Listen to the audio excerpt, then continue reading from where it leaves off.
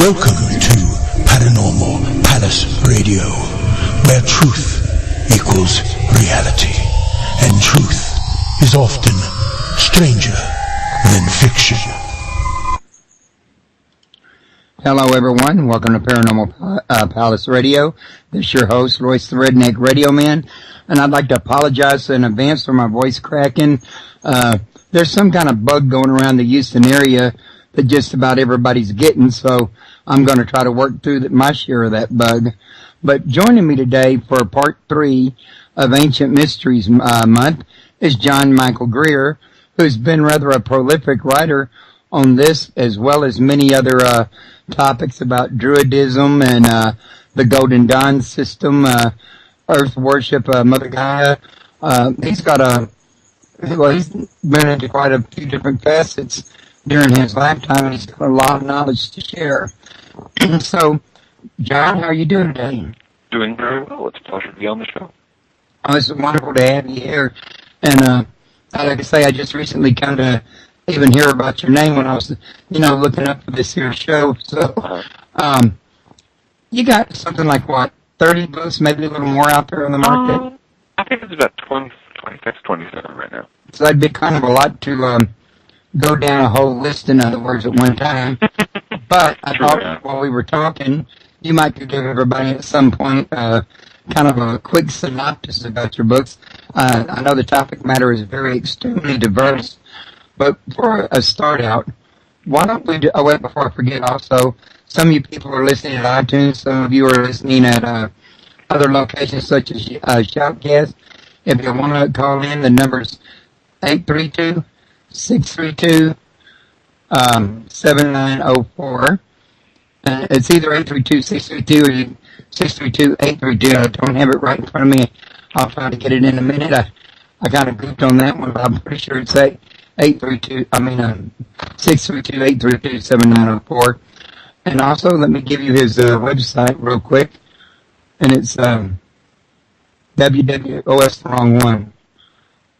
Okay, here we are, www.aoda.org. And John, I thought for a starter to break the ice, you might could tell everybody here what it was that kind of got you on the path of spirituality and got you interested in ancient mysteries, etc. Well, when I was a kid, I'm sure a lot of people who are listening to us have had this experience. When I was a kid growing up in a typical suburban American childhood, I was desperate for something less boring than a typical American suburban childhood, where everything was nice and clean and sanitized, and there were no mysteries left. That's what people told us, of course, growing up.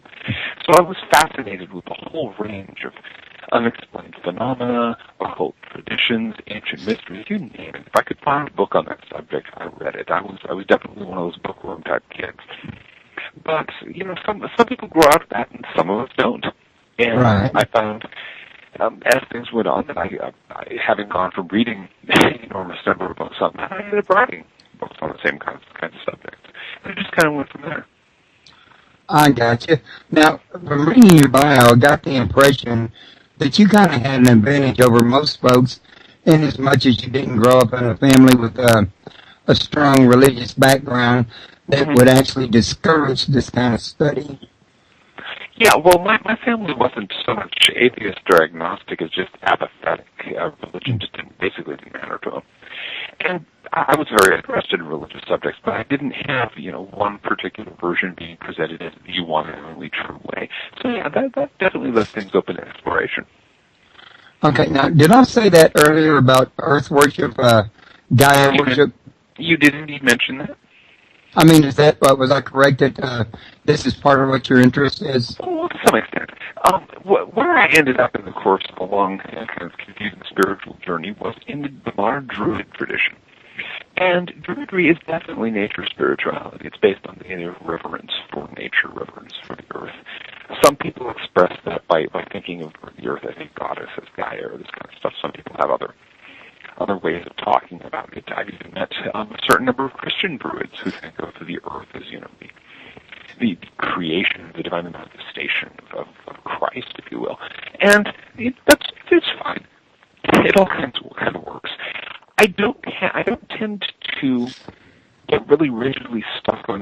one set of definitions there because we're human beings, we're finite. We don't have direct access to the truth. And most of the time people get really stuck on this idea that, I've got the only truth and everyone disagrees with me. They're basically feeding their egos. They're not actually dealing with anything spiritual. They're just feeding their egos, and that doesn't seem healthy to me. And it leads to a lot of verbal war, when you get into groups who have their own little pet belief. Mm-hmm. Oh, yeah. But real quick, like everybody, that number was 832-632-7904, and I put it in the chat room. And if any of y'all are interested in checking out his books, I've got a big slideshow underneath his picture in his bio that will show us book covers, and you can click on any one of them, and it'll take you to Amazon. I'm not sure, but I think it'll open you up in another window. And I'm going to put his URL in the chat room as well, so that it'll be easier for you people while you're chatting. And remember, you can ask questions in the chat room. Now, you haven't just studied spirituality, though. You've also studied secret societies, and you've also studied ancient mysteries. I think you got one book out about the gods, don't you? Oh, yeah. That was kind of an odd one. The title is A World Full of Gods. And what happened there, in the course of my studying the Druid tradition, I got interested in the fact that a lot of the old religions tend to have more than one god. A lot of them have many, many, many gods, thousands or even millions of gods. And it really interested me to think, okay, how does this work? And I went to the library, of course, being the bookworm type that I am, and picked up some books on philosophy of religion and things like that, and said, okay, so I can look up polytheism. None of them mentioned it. They all talked as though the only options were one god or no gods. So you can either be a monotheist or an atheist. So, what about the other options? There are how many million Hindus who believe in, umpty billion gods? There are all these other religions that have multiple gods. I was really rather puzzled by the way that the whole idea of multiple deities got kind of ghettoized in modern intellectual cultures. So, what ended up happening is that I ended up writing a book on the subject. Well, me and Paul Von Ward and Lloyd Pye and several others share the opinion that these ancient gods of different cultures were actually extraterrestrials that were being credited as being God.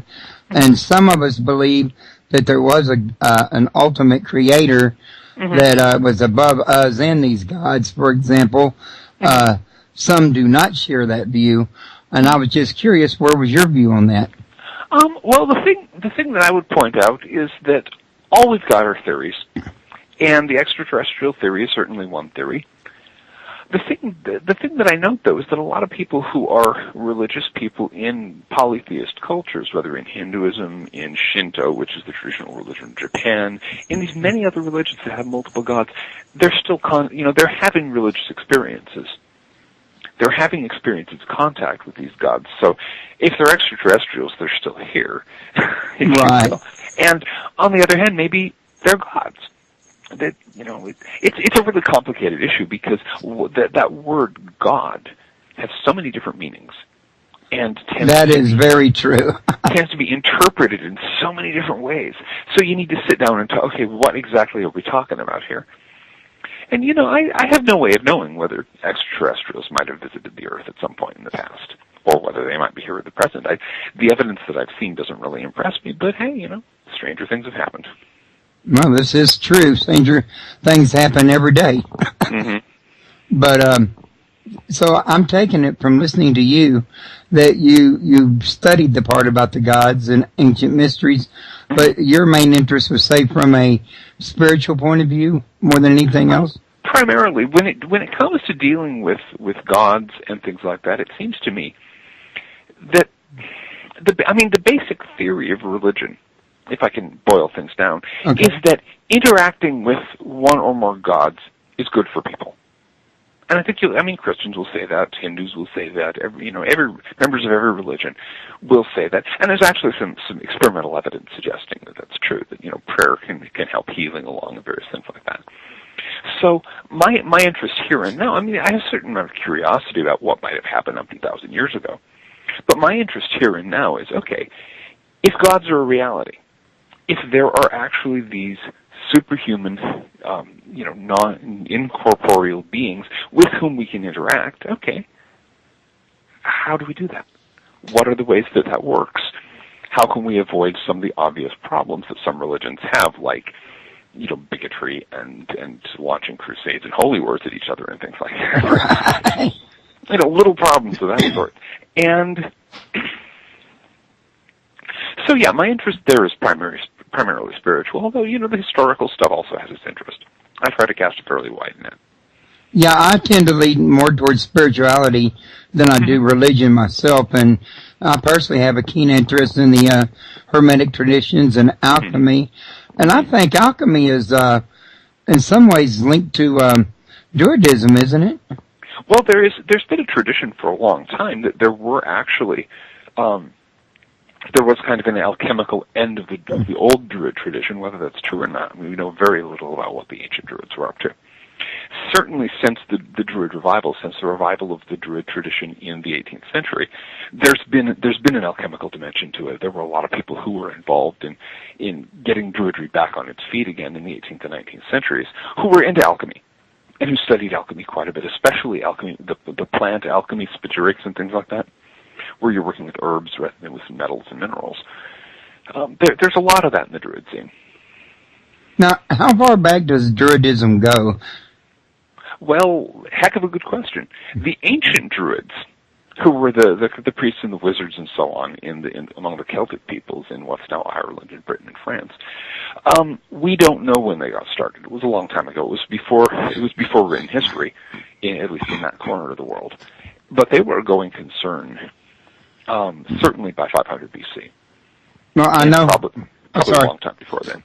I didn't know you were supposed to speak. I apologize for that. Not a problem. But I was going to say that I've read articles that some people seem to think that Druidism started with the ancient Hebrews. Oh, wait, we got a caller coming in. Let's go ahead and take that real quick. Mm-hmm. Caller, you're on the air. Hello, it's Tommy Hawksblood. How are you? Oh, Tommy. How you doing? I hadn't heard from you since our last show. John, this is Tommy Hawksblood. He's got a couple of books out that deal with spirituality himself. Mm-hmm. He's also a past guest of mine. So, Tommy, what can we do for you today?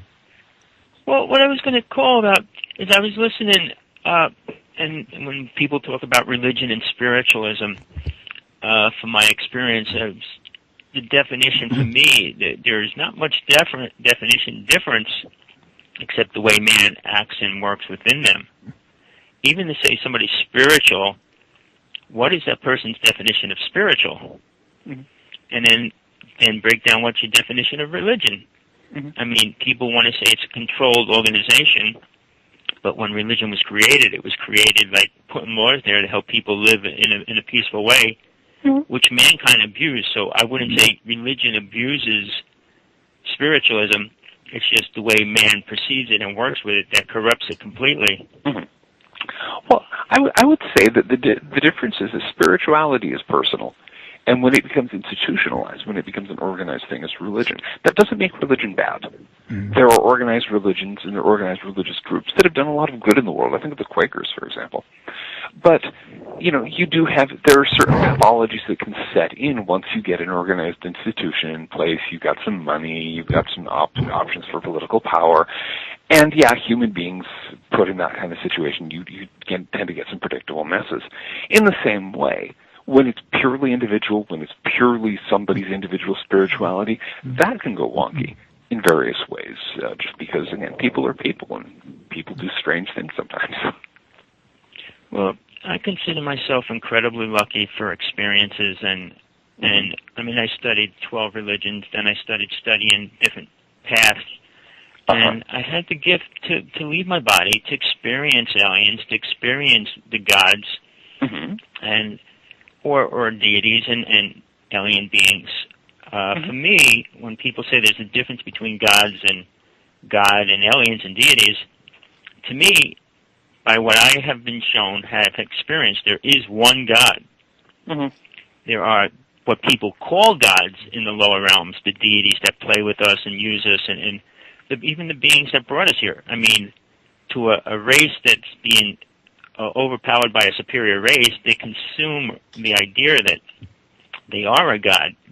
But from being in Atlantis even, there was no gods. I mean, there was 9 races, and they were all spiritual. But some a little more than others, and the ones that were more spiritual left this realm, and then the ones that weren't stayed. And that's why we have 4 races that are here right now. And then we got... And I dealt with UFOs and aliens and that whole aspect, too. Abductions and things. So people, whether they want to believe that or not, yes, it's individual, but I have seen over 1,000 ships. I've been very close to some ships. And for people to say, well, it's a belief, I shot thousands of photographs of ships. So when people say, well, it's a belief to you because you didn't experience it, the same as when you experience it. That's actually a very good definition. Yeah, that's a very good definition of belief. It's trusting in someone else's experience rather than your own. But yeah, okay. See, what bothers me now, all these people writing books and talking, and they didn't even have experience, and they're writing about other people's books like their experience is real. And to me, God is only experience between you and itself. And if you don't experience that, you don't understand God. And because people's simple experience or complex experience, whatever it is only that which they have. And I was just going to ask you, do you have a lot of experience outside of your physical body? Some people are talented with have the talent for going out of their body. Some people don't. I have a very hard time doing out-of-body work. I can do it, but I'm not good at it. There are other modes of experience, other ways of experiencing the spiritual realms that are easier for me, and that I put most of my work into. And so that's generally what I do. When I was in training in the Golden Dawn tradition back in the day, there was a lot of stress on doing the out-of-body work, and so I got to the point of being able to do it. But I would certainly agree with you that you've got to have it's what the old Gnostics used to teach. You've got to have that knowledge, that direct encounter with the spiritual realm, or you're just talking about someone else's, your mouth in someone else's words. Well, here's something that I learned. I mean, spending 25 years leaving my body and experiencing the deities and the gods and stuff like that, it was incredible. But I came across this little guy. I call him my little shaman. I was working for the phone company. I went in. This is a store. It was like a crystal store. And I was working on his phones. And we started talking. And he said to me, well, if you leave your body and you're out of it all the time, why do you come back? And I had to contemplate that. And then I realized, I said, once you learn something's real, you have to come back to what the purpose of even learning that is for. And I realized I'm in the physical body now. And it's time to stay in the physical body and to be active within it. I mean, not like some people go into the mountains for 40 years and hide out from reality. Yeah. So we're definitely in these bodies for a reason. It's not just some kind of accident. We're here for a purpose, and the question is figuring out what that purpose is and trying to do something with it. Well, I'm glad I got in and got to talk to you. To me, I'm just starting my 4th book. I decided I wasn't going to write, and then after listening to a whole bunch of stuff yesterday, I said, well, I got to do one more book. Well, excellent. Okay, cool. What's the new one going to be about? Well, basically, it's going to be Beyond Truth. Because everybody's conception, and I said truth is real, and just how much a person wants to accept it or believe it. I mean, even the 10 Commandments, I mean, whether you want to believe whoever brought them, doesn't matter. But if we lived by them, the world would be a beautiful place. No argument there. I mean, when people say, well, that's laws of old time. No, killing is still wrong. You can go 10 million years into the future. We don't need it. We don't need to be like that. And then what I'm really getting into now, which is more like what's happening to the world, is how sex and lack of morals is destroying the world, not spiritualism. I mean, more people say we're more spiritual than we have ever been. I said, look at the amount of abuse and stuff that's going on now. It's not like it stopped, and not like it's eliminating. The only other thing, we have one of the guys. Did you see the movie Thrive? No, I haven't seen that one yet. Well, it's online. You can actually watch it if you pay a couple $, but they're really pushing it. One of the speakers is from Ancient Aliens, and he's here today, believe it or not, in Hawaii, and he's doing a 3-day seminar. But it's $300, so I can't afford to go to it. But these people that talk about spiritualism and they charge such large amounts of money, I'm surprised. Like, what if Jesus was walking the streets and if you don't have $1 million, you can't come near me? I mean, how far would a message go? I'm thinking of a certain very, very high initiate back in the day who spent all his time with the poor and with sinners and publicans and people like that. He wasn't charging $300 for seminars. Well, there was a book that came out. I think it was I Spoke to God, or I Talked to God, something like that. Oh, yeah. I'm familiar with the Conversations with God. That, he says. And you know what he puts in there, which blew me away because I'm aware of many of my past lives. And he said, Jesus didn't talk to children. And I said, how did he ever come up with that statement? That's yeah. In fact, I mean, everything we know is that Jesus talked to children all the time. You know, he says, suffer the little ones to come to me. I mean, somebody's trying to make such a profound statement, like, talk to God, and they put these bizarre statements in there that so contradict what a spiritual person would be. All I know is about that series of books. I have a good friend who lives in the same town as the guy who wrote Conversations with God, and my friend says that in that town, what everyone calls that series of books is stuff I made up, except they use a rather less polite word for stuff. Well, like I said, I'm pretty lucky, gifted in a lot of ways. Not physically, not money-wise, but that's trivial stuff to me anyway. But as far as experiences, becoming aware of most of my lives, and from Atlantis all the way up to Jesus, to be a native, I mean, all of them. But when people say, well, that's all useless information, I said, why do you think you had it if it's useless? I mean, like, and then to not believe it, I mean, if you're shown it and you experience it and still to deny it and say, well, that's nothing. Well, then you're defeating the purpose of learning. Because if this knowledge comes into you and you have this knowledge, why not accept it and use it?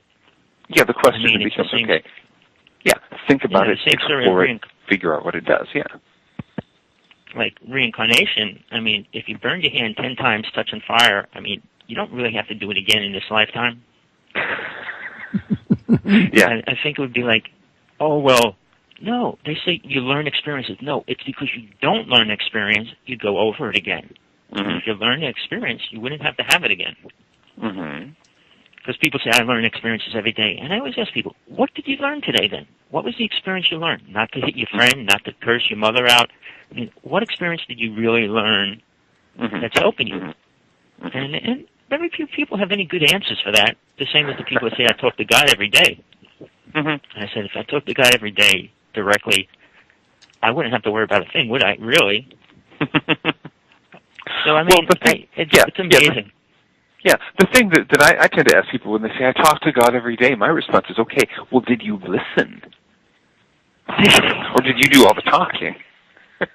That's the bottom line. People say that, and I said, well, obviously it must have said something to you that was important. And I've been involved with channelers since I was 14 years old.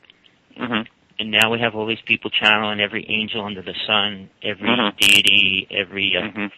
And I said, well, since you talk to them every day, what message are you bringing to the world? I mean, Ramtha, J.J. Knight, was like the first person to go really public and make lots of money doing that. Within 2 years, she completely crashed. But she came back out with What to Believe, and she's got these cities and communities all around the world, and she's a multimillionaire now. But her focus was always on money. People don't realize that. When she came out, when she first started channeling this deity and telling everybody to buy her $1 million horses, I mean, people get pulled into it. and they're willing to sacrifice everything, including their families. Mm-hmm. I mean, and I've been around so many people that say, well, I'm on my spiritual path, I have to leave my family. I said, well, when you created a family, you should have realized that. Because you're responsible to them just as much as to yourself now. Yeah, exactly.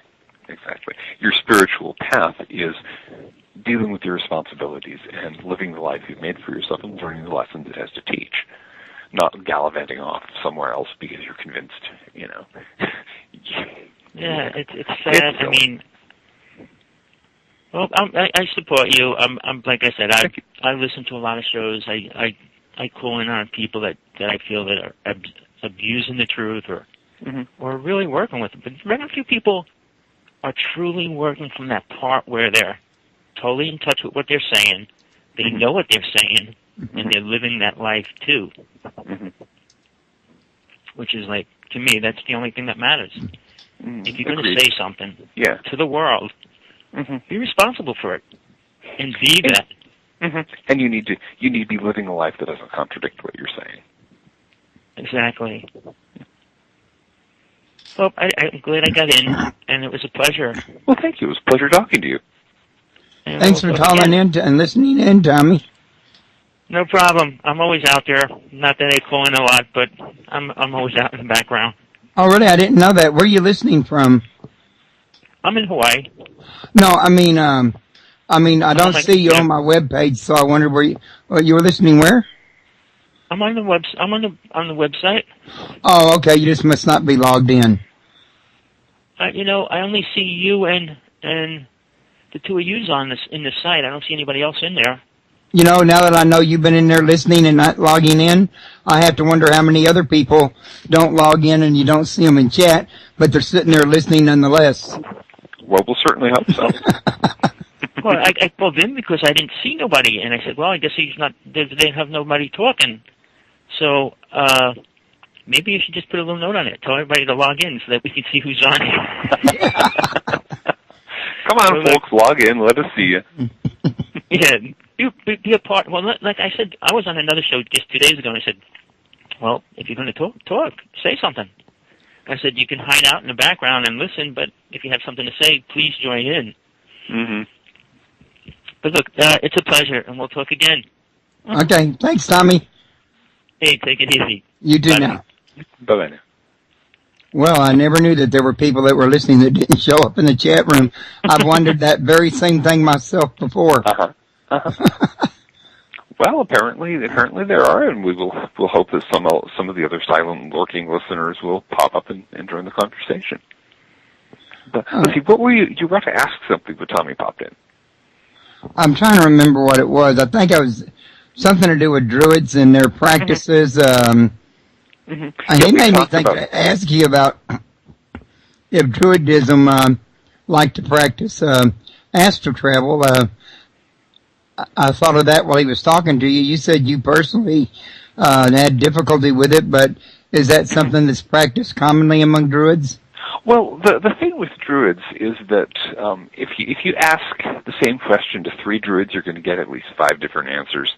Different branches of the Druid tradition, different Druid organizations and orders have different traditions, different practices. There are some Druid groups that do a lot of astral work. There are some that do none at all. I came to Druidry after spending quite a while within the Golden Dawn tradition of Hermetic magic. And so learning how to do astral projection is part of it, one of the fairly common elements of that training, and I did work with it. I'm simply not good at it. Some people have the capacity to get that out-of-body experience very easily and do it a lot. Some people, it's a lot of work. And just one of those things, it varies. Within the Druid scene, it varies a great deal from person to person and from tradition to tradition.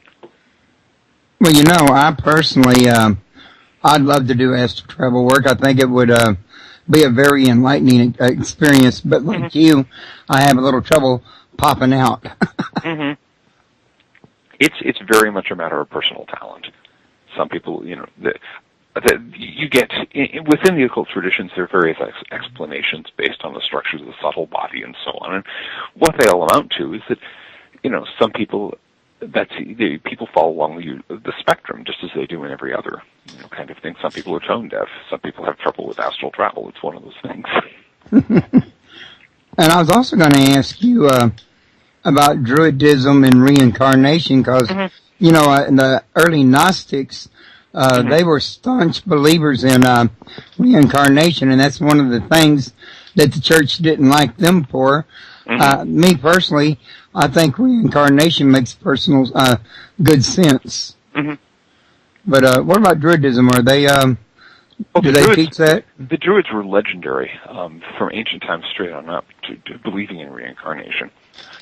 In some of the old Irish legends, for example, you'll encounter there's some person, and it will be just mentioned in passing that this person is in this legend had actually been this other legendary hero 300 years previously. So it was apparently just an everyday part of life in the old days. And most Druid groups these days do consider reincarnation to be at least the best available hypothesis.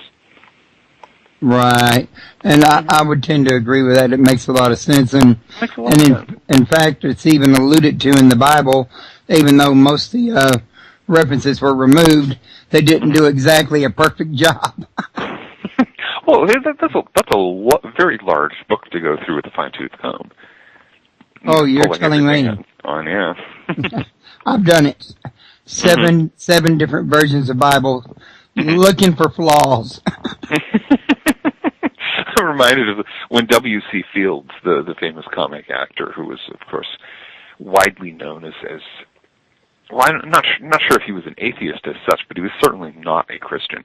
And shortly before he died, one of his friends came over to visit, and there he was, reading the Bible. And his friend goes, "Bill, what are you doing?" And W.C. looks up and says, "Looking for loopholes." That's kind of what I was doing, because I used to drink and smoke, and my dad was a preacher, and the whole family was Pentecostal, so I got preached at an awful lot, and I was looking for, what does the Bible really say, and can I use it to shut them up? Yeah. The line, "Let him who is without sin cast the first stone," is the one that I sort of liked in situations like that. Well, I ended up dropping it. They were both too expensive to maintain anyway.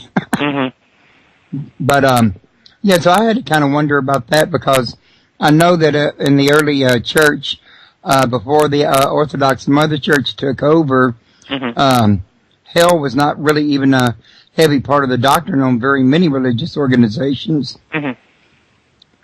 Yeah, there was definitely the idea that if you mess up in this life, there are going to be consequences in other lives, in other states of being down the road. But the idea of eternal damnation is very hard to get to extract from the Bible. You can get it. You can do it if you really work hard. But I certainly don't find it plausible. Okay, now I think I was mentioning earlier, and I can't remember how far I got with it, but I have read that some people have articles out on the web think that, in their opinion, the Celtics were originally in the Druids, Hebrews. Oh, yeah. That's an idea that goes back a long ways. There were people in the 17th and 18th centuries, some of them associated with the beginnings of the revival of the Druid movement, who speculated that like the English were the lost children, or the Welsh were the lost children, the lost tribes of Israel, or something like that, and that the Druids were somehow associated with the ancient Hebrews. Partly that was the typical idea of the time was that the Bible was literally true, and that everyone was descended from six or seven people inside Noah's Ark, and so they had to figure out how you got all of these various traditions and religions and so on out of the people in Noah's Ark, who were all, of course, good monotheists. And so there was a lot of speculation there. It was just simply a very common thing back in the day. Is there any validity to it? Heck of a good question. There are some passages in the early parts of the Bible that make it clear that the ancient Hebrews, for example, built stone circles like Stonehenge. And they've actually found a few of them in archaeological sites in Israel and so on. And so there has been a lot of speculation. Do we actually know? Not really. No way to know that I know of. But yeah, exactly. But I do know it's a pretty ancient tradition, and I think Druidism, if I'm not mistaken, correct me if I'm wrong on this, is closer to being a religion, whereas Celtic is closer, even though it's got some religious connotations, it's closer to being a race or a species or whatever. A nationality, I think is what I'm looking. Yeah. Basically, the Celts are a kind of an ethnic group, and more a language group than anything else. There's, I think, 6 Celtic languages that still survive, and there were a bunch more back in the day. And there are certain cultural common factors among the various Celtic peoples, although they still quarrel quite a bit. But so the Druids were simply back in the day. Originally, they were the priests, they were the wise men and women, they were the wizards of the old Celtic people. And some of the revived Druid stuff that got going in the 18th century was among various Celtic peoples, especially the Welsh and the Bretons and so on. But they also had it just there are Druids all over the place these days. Yeah, that's what I've actually heard, and my wife actually had a friend that was a Druid, and I mean, you find them really everywhere. And from what I've heard tell, aren't Druids really more proactive than some of your other religions, and people are more sincere in their beliefs? Well, I don't know that that's fair to say, because, I mean, every religion has a lot of people who are very sincere in their beliefs, and every religion has people who are hypocrites. And it's as true in Druids as anywhere else. I would love to say that we've got some kind of corner on the market of religious sincerity, but I'm sorry to say I know Druids who are, really, they're in it for whatever reason, for feeding their ego in one way or the other. And I know people in other religions, even some of the ones that a lot of us in the Druid community, kind of edge away from, who are very sincere and very good people.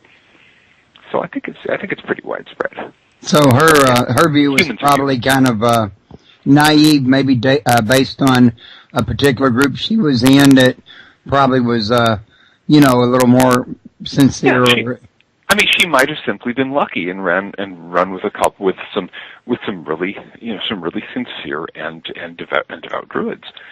I'm sure you could as well find a group of very sincere and devout Pentecostalists. I think you'd be looking pretty hard for that one, but... Well, let's give them the benefit of the doubt. Yeah. Maybe not in Texas, but I'm sure somewhere. At any rate, can you tell us a little something about Druidity? Mm-hmm. Sure. Well, the basic thing, the core of the Druid tradition is, as I mentioned before, the recognition that nature is holy, that nature is sacred. And that we, human beings, get everything that makes our lives meaningful, everything that makes our lives possible, actually comes to us from nature, directly or indirectly. And maybe we need to think about that before we spend our time, just treating nature as though it's just a place to get raw materials and a place to dump waste. And so that there's a lot of that. We've got ceremonies for the seasons and all this kind of stuff. Being a Druid means you get your presents 4 days early because we celebrate the winter solstice on December 21st. So, but it's in some ways it's like many other religions. It's got its traditions, it's got its ceremonies, and its rituals and its practices and its customs. It is a relatively small religion. There are maybe there was a French Druid a couple of decades ago who did probably the best survey that's been done so far, and he estimated there are about 2 million Druids in the world, which compared to some of the big religions is hardly worth noticing, but for a minority religion it's not too bad. Okay. Now, I just got a message from a lady that was in the chat room that left out that, she Skyped me and she said that she keeps getting an error message on her server. So I want to tell any listeners out there, if you're in chat and you get that error message, just refresh the page and it should fix the problem. At least it does for me most of the time. Mm-hmm. I wanted to tell them that in case they have that problem real quick. Also want to remind everybody that John's website, if you're interested in learning more, is www.aoda.org. and he's got several books out. You can see the biggest bulk of them in the slideshow underneath his description. And don't forget the call-in number. When I had it out and open earlier, 632-832-7904. And make sure, please feel free to call anytime. And anybody listening at iTunes or listening in the archives at YouTube or one of the other video places I upload them to, please feel free to come to www.paranormalpalace.com. You can sign up for a free membership, and once you're a member and you're into your profile, you can subscribe to the newsletter just by clicking the box that asks if you want to receive it or not, and clicking submit, and that'll be in your profile information page. That way you can be kept up to date on all the upcoming shows that I usually send out notices once or twice a week. Now, while we were talking about Druidy, I think one of the things that I was going to ask you about on that is, don't they also study magic, or would they, like, say, be in any way linked to Wiccan or any of that? Well, magic, there's a lot of Druids who practice magic. It's not a required thing or anything. There are others who don't. But like most of the alternative religions kind of on that end of the cultural spectrum, yeah, there's a lot of people who practice magic. As far as Wicca, though, Wicca's another religion. And Wicca, I mean, there's a certain amount in common that Druids and Wiccans have. There's that orientation towards seeing nature as sacred and so on. But they're not the same religion. It's like saying that the Roman Catholics and the Mormons are the same religion. One of the running jokes is that the big difference is that when we do ritual, we keep our robes on. Yeah, I've heard about that, but yeah, well, whatever turns their crank and all that. But there are many different alternative religions out there, and unfortunately, you get some of these people in some of the established religions who insist on running them all together and insisting that it's all devil worship or something like that, and that's it's ignorant, but unfortunately, there's no real cure for ignorance if the person who's ignorant doesn't want to learn. That's true. I found that to be the case way too often. That's very true. And also, I've actually had people that were Satanists on my show, and even then, they do admit that they worship Lucifer, but they're not worshiping. They don't see themselves as worshiping an evil entity, in other words. And they feel that a lot of that evil entity on Lucifer is more reputation than it is anything else. It's like the old soap commercials that would talk about brand X, which never got anything clean. I think in some ways Satan is the brand X of Western religion. Yeah. And really there is so many different religions. But I think there really has to be. I mean, because each individual has their own unique personality. It would be hard for any one person or a whole group of people to relate to and respond to a single set of doctrines. Oh, yeah. And again, since all these doctrines are people putting together their best guesses, human beings are finite. We don't have access to the truth. We just do our best. Well, Tommy just said in the chat room that he called himself a witch when he was 14. For 2 years, nobody told him, but that's just what he did. He just knew. I've heard people say that before, that they just know. And these people are really heavily into the religion. I mean, to me, I don't think you could find a better example of blind faith. And I don't know about you, but I've always found blind faith to be a very dangerous thing and a very scary thing for me. Yeah, well, faith is very important. Blind faith isn't faith, it's blindness. And, if somebody knows something, okay, that's fine. How does that apply in their lives? What do they do with that knowledge? How do they relate that knowledge to the rest of the world and to the rest of what they're doing in the world? If somebody comes to the conviction that they are a witch or something like that, okay, that's fine. What kind of witch? What are you doing with that? What are you learning? What are you practicing? I've known some people who were, very devout, true believers in one or another religious tradition, who were really neat people, who took that faith, however blind, and turned it into a reason to do good in the world. And that was great. And then I've known people who've taken the same kind of blind faith and used it to convince themselves that they're better than anybody else in the world, and, we're going around, like the people who go around on the internet trolling other websites saying, I'm right and you're wrong, neither. Oh, yeah. That kind. And so it's very much, okay, you've got this knowledge, what are you going to do with it? Yeah. Are you going to share it? Are you going to, beat people in the head with it, or, exactly what? Mm-hmm. Now, I didn't want to let you get away from me without having a chance to talk to you about your book on secret societies. What can you tell us about that book? Well, that was kind of a fun project because HarperCollins, the publisher, actually got in touch with me on that one. I didn't have to pitch that one to them. The Da Vinci Code was just out, and they wanted an encyclopedia of secret societies. They wanted it so bad they couldn't see straight. And so they were looking around for somebody to write it, and I happened to come to their attention. So I spent, I had to do a lot of work on that in a hurry because they had a fairly tight timeline. But I spent the next, about 6-7 months, up to my eyeballs in secret society literature. Now, it helps that I've got some connections in that world. I'm a Freemason. I'm a 32nd degree Freemason, in fact. Whoa, that's as high as you can get. No, there's one more. There's one level higher than that. There's 33rd. Okay. You said 32nd. I thought you said 33rd. No, I'm 32nd. Okay. And of course, the Golden Dawn has its secret society elements. There are various other occult orders that I've had connections with over the time. So it was not an unfamiliar world at all.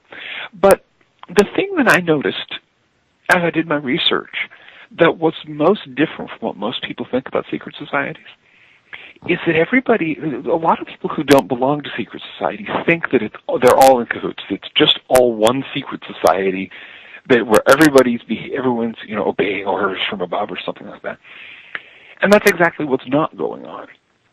If you look into the history of secret societies, you'll find there are lots of them, and many of them are competing against each other, even fighting each other. So you've got this whole half-seen or unseen world of secret organizations where people are in conflict, and different orders, different societies are in conflict with one another. And of course, each society is trying to make itself look as big as possible. Yeah. And of course, the people who are critiquing secret societies, they have a lot to gain by making the secret societies look big and mean and scary, because that way they sell books. And so you don't really notice that what's going on is some relatively modestly sized secret societies that don't actually have that much control over things, who may be trying to get control or to push this agenda or pursue that agenda, all in this whole complex realm of conflict and interaction, and it's much more interesting. I know that me personally, I know several people or friends of mine that are 32nd degree Masons, which, unless you're a Freemason yourself, which you're not, which I think is as good a religion as any. Don't get me wrong. I'm just not really involved directly in religion. You understand what I'm saying? Well, that's fine. The thing is, Masonry isn't a religion. People keep on thinking that Masonry is not a religion. It's a society. It's an organization. It does have some religious dimensions, and you have to believe in a supreme being to join. But it's not. You get people in Masonry from many different religious backgrounds. If you get Druids like me, you get a lot of Christians, you get Jewish people, and so on. Right. But yeah, I was just going to mention it's kind of unusual for somebody like me to, know that many without actually being a member of one. Mm-hmm. But in my particular case, I meet them in the neighborhood, I meet them on the show, and what have you. So you kind of tend to get around. Mm-hmm. I got to say this though. I've got a world of respect for their religion, because they're one of the few groups that I know of personally that are real heavy into promoting religious tolerance. Mm-hmm. Oh yeah, I'm pretty sure others do, but I'm talking about where I know people personally in the group, in other words. Oh yeah. No, there's the Masonry. One of the big Masonic values is religious tolerance and political freedom, and that's something we believe in. Well, I think if everybody was more apt into getting into values like that, seeking the kingdom of heaven within, a lot of other things of that nature, well, we'd have a lot more peaceful world than we got now. I'm not arguing. But that's why I have a lot of respect for them, and, I don't really care what the church says about them, because I'm unlike some of the other people, have actually went back and did the research, and you got a better idea of where the organizations come from, what their history says about them, who's known for what, and well, if it's given to choose between one that's been guilty of genocide for hundreds of years versus one with no history of it at all or very little, well, to me, it'd make more sense to put your faith into something that has less murder. I can see that. One of the things I like saying is that when it comes to Freemasonry, there's got to be something good about an organization that was outlawed by the Nazis, by the communists, and by the Ayatollah Khomeini. And it was. Now, one of the first things Hitler did when he took power in Germany was abolish Freemasonry in Germany. One of the first things that Lenin did when he took power in Russia was to abolish Freemasonry in Russia. And one of the first things that the Ayatollahs did when they took power in Iran was abolish Freemasonry in Iran. With enemies like that, we've got to have something good going for us. Now, also, Jennifer in the chat room was asking, what do you think about Scientology? I haven't studied it in detail. What I have heard of it doesn't impress me. There's lots of different religions. That's one, I suppose, if it turns your crank. But what I know of it has not really interested me much. And there's a lot of. There's a lot of religions out there, and there's only so much time in any one life. But so that's about what I'd say. Well, you just come up with my single biggest reason why I couldn't accept hell the way the church teaches it. It's because there are so many religions, each one of them swearing they have the truth and everyone else is lying or wrong. And here you've got thousands and thousands of offshoots and everything else. How can any one person, if they were right, go in there and in one single lifetime and figure out which one was telling the truth about being the truth, which one was still a lie, much less to find God? I mean, I figure that the gods can sort things out perfectly well without having people do a little multiple choice test. Did you believe in X brand name of religion or not? Right. So, I just don't see a God saying you're going to hell if you don't figure it out in one lifetime, and it's something that nobody could figure out. Yeah. No, I think it would take many lifetimes just to deal with yourself. Yeah. I mean, if a person was ever to do like Jesus suggested and start taking a good look at their own inner being, how do they treat people, how do they react when people mistreat them, how much integrity do we have, how much honesty do we have, and doing all of that, I think you'd find out that you got a lot of bad habits, that some of them it could take close to a lifetime just to master them. Very much so. Just to master. Once you learn you got the problem. Yeah. Once you figure out that you have the problem, then you get to work trying to solve it. Then you find out all the other things that problem is linked to. And, it's a long process. It's a long, slow process. And there's help to be had. There are spiritual influences that come into play to help you, but that doesn't mean you don't have a lot of work to do. And so, the idea that life is just this multiple choice test to determine whether you or not, it seems really rather silly to me. Yeah, I would tend to agree. Now, also, I was wanting to ask you about your organization. If I understood your website correctly, don't you accept memberships, and what all does it involve being a member? Yeah, the Ancient Order of Druids in America. I was elected Grand Archdruid, the head officer of that in 2003. It's been around since 1912. And basically, we exist to teach and to pass on our particular set of Druid traditions and to serve as a place where people can get together and study Druidry and learn about it. The membership, people can study all of our teachings without becoming members. We've got everything out in books. We're getting everything out in books as quickly as we can. And the membership fee is purely if you want to support the work and if you want to receive the degrees of initiation that we offer. There's a study program and so on. And nobody's required to do any of this. I mean, it's simply, this is what we offer. These are the opportunities, that are available to us, or to people who are interested. These are the teachings that we've got, and we'd love to share them. So I'd certainly encourage anyone who's interested to go check out our website. My book, The Druidry Handbook, is an introduction to Druidry as the AODA practices it. So that might be worth reading, too.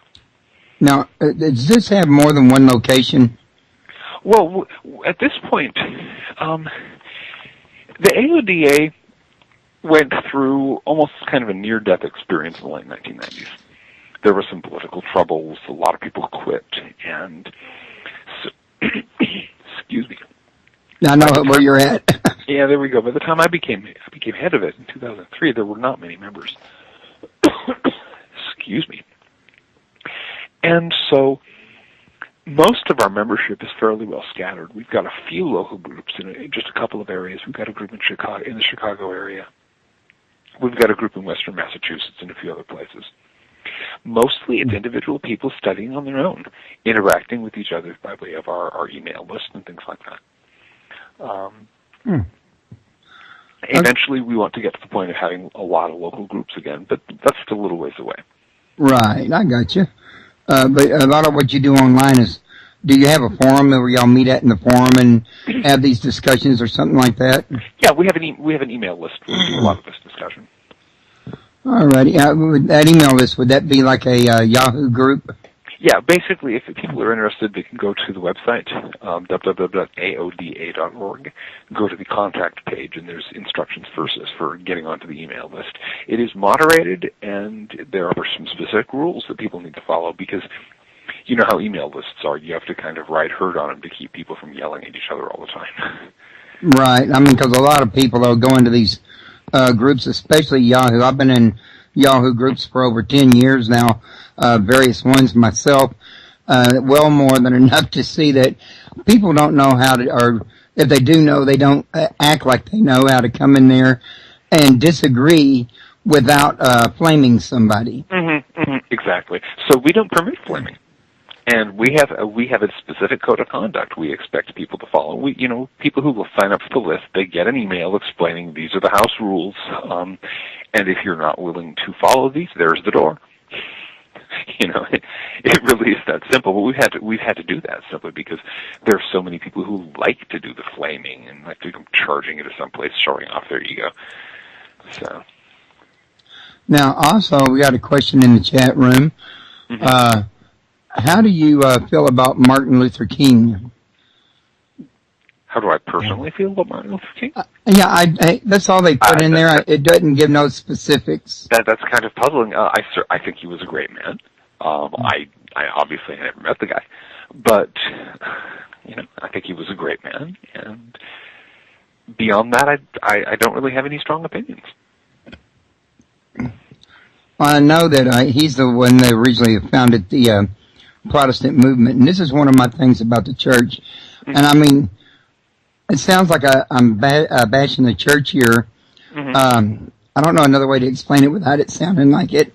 The church, the early church, the Catholic Church, is a pretty well documented fact that it's had a sordid history, genocide, torture, a lot of things, taking stuff out of the Bible, adding to the Bible, etc., etc. Now, a lot of people in today's church would give you the argument about, well, yes, that's why we left and the Protestant movement was founded. We are now the right organization, which, of course, it's got many different branches. But the one thing that I always like to point out on that is that Jesus himself taught that you can't build a house on a weak foundation. Mm-hmm. In other words, if a Protestant movement builds on a weak foundation of a corrupt church, then it's not going to be as good, the right church you think it's going to be. For one thing, your very doctrine you got from the first church, you don't know if it's really God's doctrine or not. Mm-hmm. So, wow. That's what I think about it. Mm-hmm. I don't know what you do now. The person in the chat room was brought it up, but I thought as long as she laid it out on the table, I would comment on that, go ahead and touch bases on it. Absolutely. I don't have a lot of really strong opinions about the whole, the quarrels between the Catholic Church and the Protestant Church and things like that. It's not, that's, since I was not raised in that kind of religious background, it's like the very strong religious debates between different sects of Hinduism, which I'm sure are very important if you happen to be Hindu. They don't, I don't follow them closely. Yeah, which I'm a little different because I was brought up by a Pentecostal Well, there you go, yeah. But me, myself, I personally left the church because I found it lacking, and I found the Hermetic tradition a little more fulfilling, and well, it just made sense to go with what's more fulfilling. Of course. Yeah, I mean, it's like if you grow up in a family that's really into football, you follow football, and if you grow up in a family that doesn't, you may never really get into it. I think that's absolutely right. I'm a living proof. I brought up in a foster home and never went to a ball game, and to this day, I just don't have a taste bud for it. Nothing to, against it. I just wasn't introduced to it in early years. Yeah, exactly. Now, one of the other things I was going to get you to do is to talk to us a little bit about your books, because there's many out there that I personally could not remember the titles to, that you could probably stand a better chance than me. I'm not sure that I remember all my titles at this point. There's 27 of them. In terms of recent books that are out there that might be of interest to your readers, the most recent one out is titled Apocalypse Not. It's in response to this whole 2012 business and all the rapture prophecies and everything that we're getting these days. It's basically a history of the last 3,000 years of end times that weren't, and all the people who said, "Oh, the end of the world is at hand," and it wasn't. And pointing out that when people are saying, "Oh, the rapture is going to happen next Thursday," or they're saying December 21st, 2012, the Space Brothers will return, or what have you, they're basically doing the same thing that people have been doing for the last 3,000 years, and that has been coming up as a dead loss every single time. It's a fun book. It's not a long book, and I think some of your readers or your listeners might really enjoy it. Other things that I have. It really covers the spectrum. There's the Encyclopedia of Secret Societies we talked about. I did a little thing called Secrets of the Lost Symbol when Dan Brown's book, The Lost Symbol, was coming out. I've done a bunch of books on the Golden Dawn tradition, a bunch of books on Druidry. Recently, I've done several books on peak oil and what's happening with the future of industrial society now that our oil reserves are running dry, and a whole bunch of other stuff. Right. Now, also, you just mentioned The Lost Symbol. I wanted to mention that I've read that book. As a matter of fact, I've been trying to get contact with Dan Brown. I'd love to talk to him. But what is your take on The Lost Symbol? And what did you write about involving that? It was basically because the Dan Brown novel was it draws on a lot of stuff out of Hermetic traditions, out of old secret societies, out of various kinds of occultism and so on. And I figured, and my publishers figured, that readers who read the book would want to know something about all these traditions. And so it's basically a little bitty encyclopedia that has headings for each of the traditions and the movements and the occult stuff that was in the Lost Symbol, so people could flip through and go, "Oh, that's what that is." Oh. Well, I thought it was a fun novel. It's a novel, it's a story. Well, yeah, but it also helps give the reader of Dan Brown's Lost Symbol an entire new depth, because now they know something of the history of the places he talks about.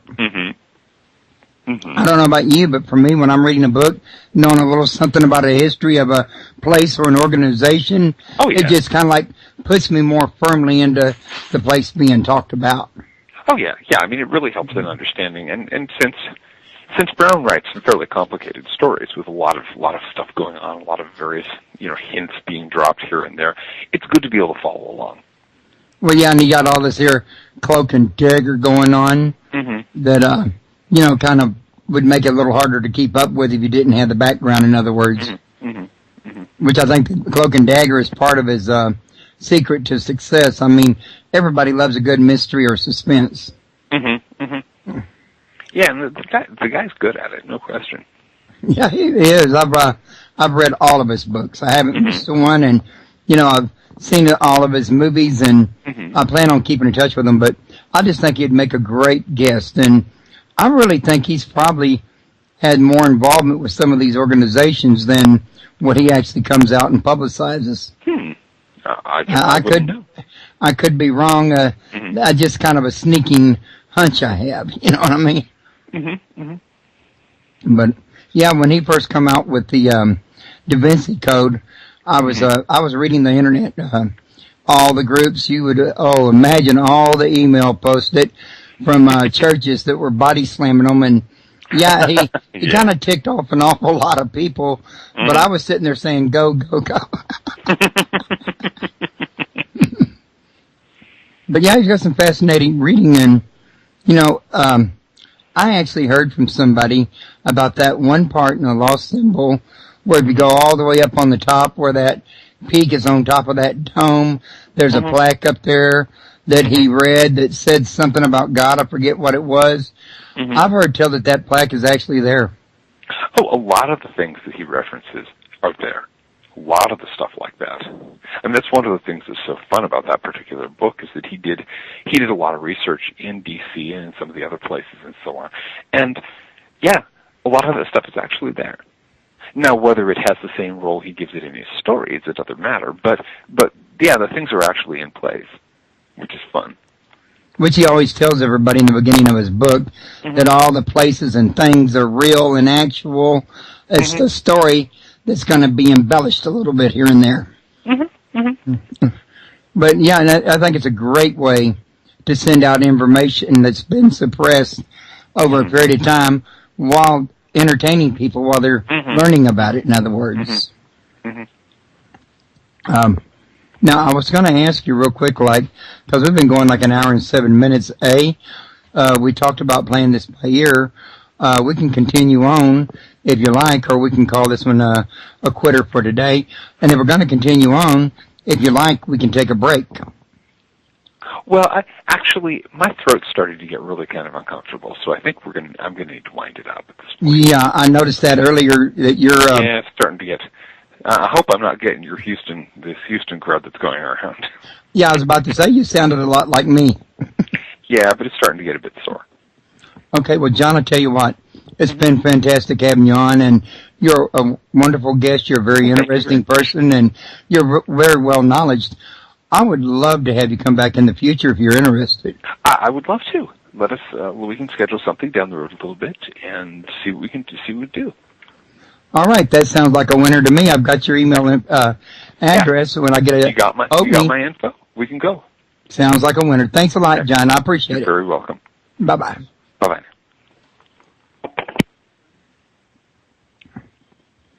Okay, everybody. That was him cutting our conversation loose. If y'all will give me just a quick moment, I will pull up my interviews, and I will look and see, basically, when my next show is Tuesday, but I'll look and see who my guest is going to be. I know it's going to be on Ancient Mysteries, because that's what the whole month's about. And let's take a peek-see. It's, it's going to be a real treat. We're going to talk about Ancient Mysteries, plus we're going to talk about Keep Out with Nick Redfern. Keep Out is his latest book, and he's also wrote a chapter in Lost Civilizations. So we're going to talk to him about both of those books and about other ancient mysteries. Nick's been a fantastic guest. I always enjoy having him. So I really recommend you guys stop by. And thanks very much for coming today. Y'all have a good day.